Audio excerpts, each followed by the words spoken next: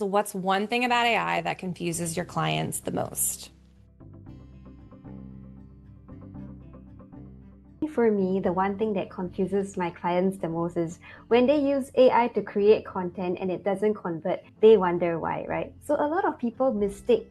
quantity for quality just because they are writing more blog articles, just because they are putting more LinkedIn posts, doesn't always mean that their content is going to convert. And I think the one misconception is that AI content works by itself, but the truth is you actually need that human strategy even before building the AI content. It's also interesting when I see my clients having used AI for a long period of time with no results to show, just tweak their strategy and positioning a little, and then you start seeing the content gain traction because it's not so much about how much copy you put out there, but the quality of each piece of copy you put out there that is thoughtful, that is insight driven, that's also valuable to your audience.